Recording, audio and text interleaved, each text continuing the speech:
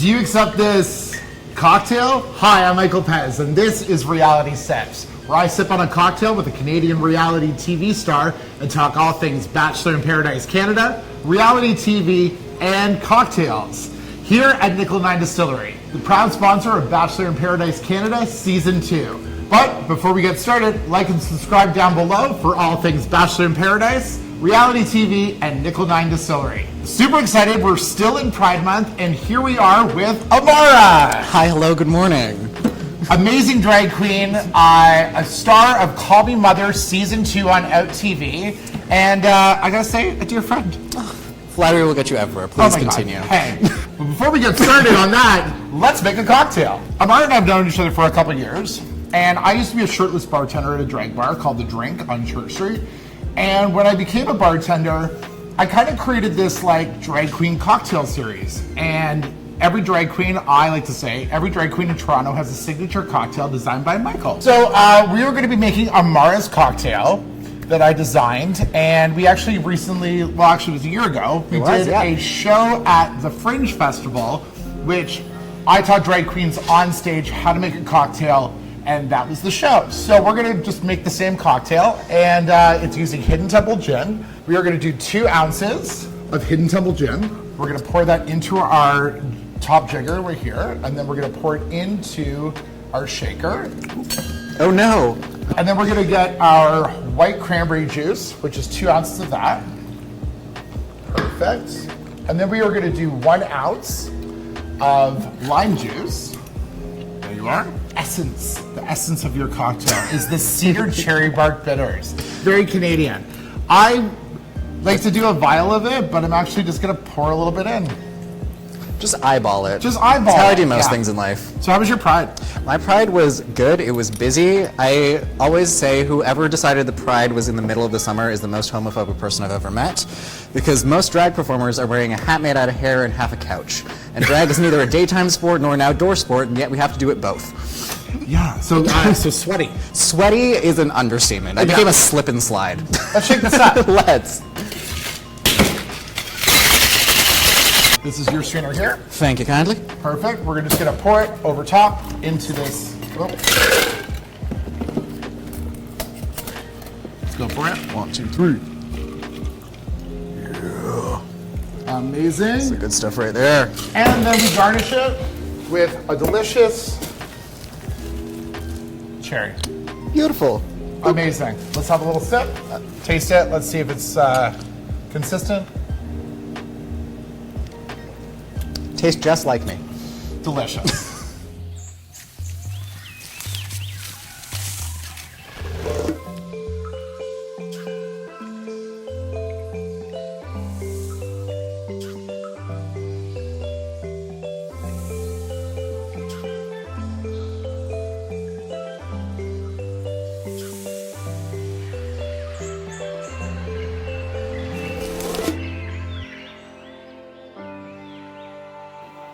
So let's talk about Pride for a hot second. Let's talk about Pride for a hot second. Did you enjoy any of it?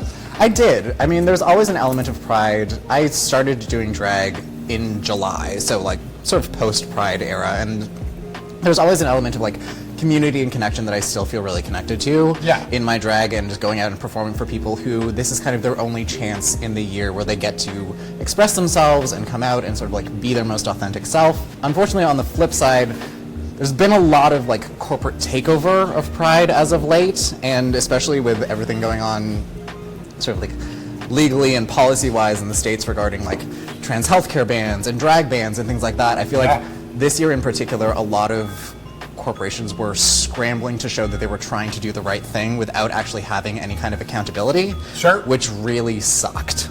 Yeah, I get that. Did you?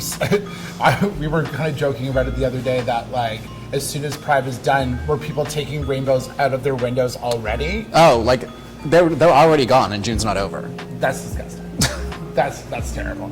So for me, I bartended all weekend. I don't think I really got to enjoy Pride. I think I got to give pride to other people, which is part of the whole gig. You get to share your experience. Yeah, exactly. Share your pride. I did a drag brunch. I organized that. I did drag trivia, which was awesome. But I never really got to like go out but you know what? The thing about us is that we're kind of like celebrate Pride all the time because we're performers and we're bartenders and we're always working. So, just gonna roll with the punches. You were on Call Me Mother season 2. I was. And how was that experience? It was an experience. There were a lot of things that I could not have possibly anticipated in my entire life, and there were a couple of things where I'm just like, I've been doing drag long enough that this is absolutely nothing to me. So it was a real sort of like peaks and valleys experience for me. So for those who don't know, Call Me Mother is a drag show on OutTV. Essentially the premise is everybody comes in, does a little sort of like talent show for this panel of mothers, and if they like what they see, they will say that they want you. And if more than one of them wants you, then they get to fight, and whoever they're fighting over gets to pick. Fun fact, actually, the hat that I'm wearing is the hat that I was wearing in my confessional on Call Me Mother. Wow. So I just brought a little piece of it with me. So I got a couple like little questions for you. I plead the fifth. Who was a real treat to get to know on the Call Me Mother set? I made friends with a good chunk of the cast. I think the folks that I was closest to by the time I left were Maya Fox, who is my fellow House of Dulcet member, Michaela Couture, who's also in the House of Dulcet with me, Pepper, who was in the House of Glass, and honestly, Newfoundland, who didn't unfortunately make it into a house, we but went home first, right? we knew each other from years ago because we were both in the like Toronto contemporary dance world, and it was a fun little like reconnection there. That's cool. Yeah, that's amazing. If you think like the arts world is small, the like queer drag world is even smaller, and it's all the same people. We're talking about Bachelor in Paradise Canada. Now, you've never seen an episode of I've been a Bachelor. I've never seen a Bachelor. That's okay, because I kind of want to just like throw some scenarios that have happened on the show. Let's go. What is Paradise to you? Probably doesn't involve waking up before like 1 p.m. Okay. Going and getting some really good brunch, bottomless mimosas, obviously. If there's drag, added bonus. Going out, doing some shopping, and then just like spending the rest of the day on a beach getting absolutely hammered. Amazing. And what's your drink of choice? Alcohol. Okay. In the words of Karen Walker, I will suck the alcohol out of a deodorant stick. Don't try me. Wow. Would you ever go on a show to find love? I would go on a show to find money. Okay. I have some friends that have been on a reality TV show, finding love in a parasidio kind of way, and they're getting kind of some like really negative, nasty tweets. Mm-hmm. What's your best advice for people that are receiving tweets like this? So anyone who has the time in their day to send out negative energy is not worth eating your unwashed ass. So I would say, first things first, don't fucking bother engaging. You don't have to show up to every argument that you're invited to. Okay. I like that. And second of all, they're not paying your bills, so why the fuck do you care? I'm looking to get into drag. Where is the best place to start getting into that realm? This is a loaded question because drag, I'm very much of the opinion that drag is for everybody. And there are so many different entrances into drag as an art form, as an expression. I think the most important thing that you can do is find out what your reference points are for why you want to do drag. What are the things that inspire you to put on makeup or dress up or perform? What are the songs that speak to you? What are the pieces of media that you really connect to in some way? And then how do you channel that in a way that feels authentic to you?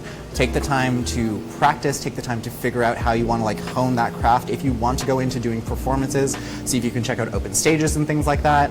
But if you don't want to get into performance, that's also entirely fine. You can be a static sort of like visual performer. You can do other things with your drag. There are so many avenues that you can take it through, but I think having a really strong understanding of where your references are and where you want to take them for yourself is the best place to start. How long have you been doing drag? I have been doing drag almost 9 years. Nice. I don't know about that. Who inspires you? A lot of people. I pull a lot of my inspiration from like old Hollywood and like vaudeville. I also pull a lot of inspiration from like the high fashion world, particularly the kind of like 80s through early 2000s like couture. Take a lot of inspiration from like cartoons and shit like that because I think that there's an element of like exaggeration that comes along with the type of drag I do, and I like showing up looking like this and then making an absolute fool of myself. So I like to refer to myself as a human Muppet a lot of the time. Gotcha. And also gender fraudulent. So what is the next direction for you? I'm actually in the process of figuring that out. It's funny that like drag has become the culture that it has in mainstream, and there's kind of a general consensus where like you're not really an established performer in mainstream media until you've been on TV in some capacity. And that's been a mentality that's been around since before I started doing drag, but it's definitely gotten more and more prevalent as time has gone on. So now that I've been on Call Me Mother, I've kind of like checked that off my bucket list and been like, okay, cool, what's next? And I think I'm in a place now where I've honed my craft in a way that I really enjoy, and I'm just gonna sort of like play around with it, particularly in the kind of like gender fucky area, because I think that's just fun, and that's a thing that people need to see a bit more of. Your cocktail is Hidden Temple Gin. We are giving you this lovely bottle of Hidden Temple Gin. Oh, thank you. Because you're amazing. You need to hydrate. Absolutely. Imarra, thank you so much for being here today. Thank you so much for having me. I really, I love working with you. Like and subscribe down below. Leave a comment. If you have a question for Imarra, I'm sure she'll get to it. Where can we find you? You can find me on the internet sometimes, usually on Instagram at _IMARRA. Anything that's not that is not me, so if you want to send hate comments, send them to those accounts. Follow all things Nickel 9 Distillery. You can find me at Michael Pez, at Michael Pez. And Imarra, thanks for being here. Thank you for having me. Appreciate you.